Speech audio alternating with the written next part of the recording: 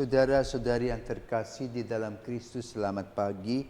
Salam jumpa lagi dalam Sabda Siap Saji Sabtu 26 April 2027, hari Sabtu dalam Oktav Paskah.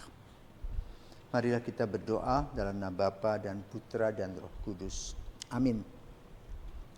Allah Bapa yang Maha Mulia, Engkau telah melimpahkan rahmat sakramen baptis sehingga bertambahlah umat yang percaya kepadamu. Pandanglah umat pilihan-Mu ini yang dilahirkan kembali untuk hidup kudus.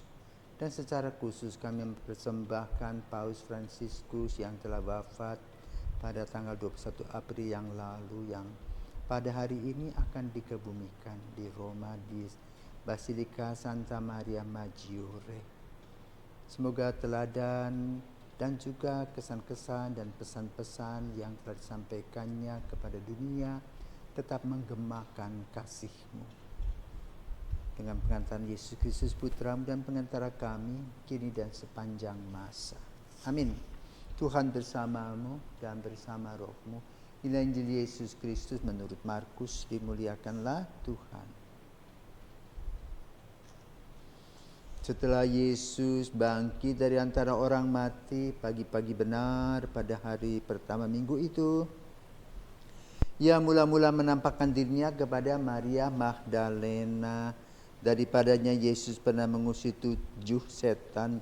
Lalu Maria Magdalena pergi memberitahukannya kepada mereka yang selalu mengiringi Yesus dan yang pada waktu itu sedang berkabung dan menangis. Tetapi ketika mereka mendengar bahwa Yesus hidup dan dilihat olehnya, mereka tidak percaya. Sesudah itu Yesus menampakkan diri dalam rupa yang lain kepada 2 orang dari para murid ketika keduanya dalam perjalanan keluar kota.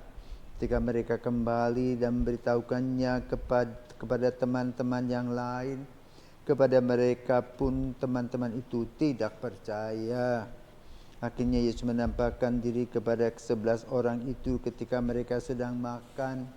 Yesus mencela ketidakpercayaan dan kedegilan hati mereka, oleh karena mereka tidak percaya kepada orang-orang yang telah melihat Dia sesudah kebangkitannya. Lalu Yesus berkata kepada mereka, "Pergilah ke seluruh dunia, beritakanlah Injil kepada segala makhluk." Demikianlah sabda Tuhan, terpujilah Kristus. Saudara terkasih, Injil hari ini memberikan tugas. Yesus memberikan tugas kepada para murid setelah, ini menurut Markus ya, setelah pertama bertemu Maria Magdalena, kedua Emmaus, ketiga para murid semua. Dan berita yang terakhir adalah pergilah dan beritakanlah Injil ke seluruh dunia. Maka kemudian mereka akan pergi berdua-dua, meninggalkan tempat tinggal mereka, menjadi pewarta kabar gembira sampai akhir hidup mereka. Maka saudaraku terkasih, kalau kita perhatikan, gereja yang terus melanjutkan pekerjaan Yesus adalah satu, gereja Katolik, kedua gereja Koptik. Maka lalu ada 2 paus, paus Koptik dan paus yang di Roma yang paus wafat sekarang ini. Kenapa? Yang di Mesir itu kelihatannya Markus pergi ke sana dan berbahasa Arab. Dari Aram menjadi Arab. Sementara yang Katolik menjadi gereja Latin. Kenapa? Perkembangan situasi waktu itu di dunia ini digunakan bahasa Latin dan bahasa Yunani. Karena itu gereja Katolik sampai Konsili Vatikan yang pertama menggunakan Latin. Konsili Vatikan kedua baru menggunakan bahasa-bahasa yang ada di seluruh dunia. Kenapa? Karena dengan bahasa ibu maka pewartaan itu lebih mengena. Karena itu dalam hari ini, dalam Injil pada hari ini kita melihat perkembangan pertama dari yang kecil. Lingkungan kecil di Israel, Dan lebih kecil lagi dari pemberitaannya kepada Maria Magdalena, kepada kedua Emmaus, baru ke 11 murid.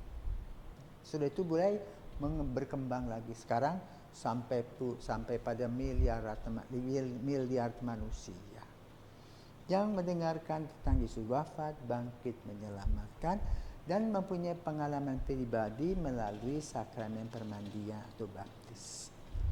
Nah, itu pada hari ini kita diajak untuk melihat kembali langkah-langkah kita sebagai misionaris domestik dan misionaris universal yang mewartakan kabar gembira kita di rumah kita, di tempat kita masing-masing.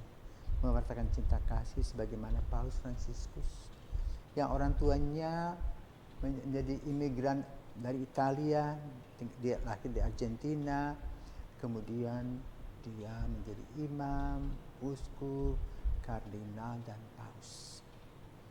Jadi boleh katakan berasal dari keluarga kecil, imigran Italia, kemudian menjadi imam untuk keuskupannya, ya, di mana dia bekerja di keuskupan sebagai anggota Yesuit.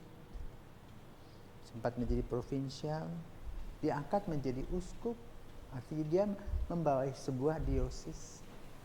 Kemudian menjadi dewan kardinal, artinya lebih besar lagi, mengurusi gereja universal bersama paus sebagai kardinal, penasihat paus, dan kemudian dia menjadi paus, artinya berkembang.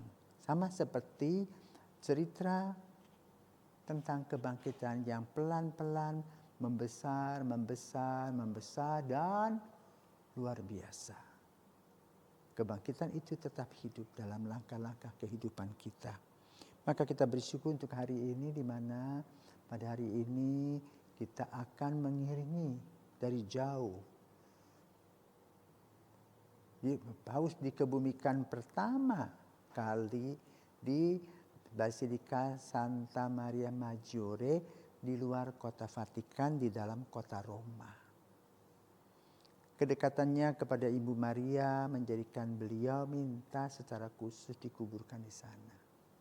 Dengan peti yang sederhana, dengan satu seng saja, tidak pakai upacara-upacara yang hebat-hebat, ya, tapi sederhana.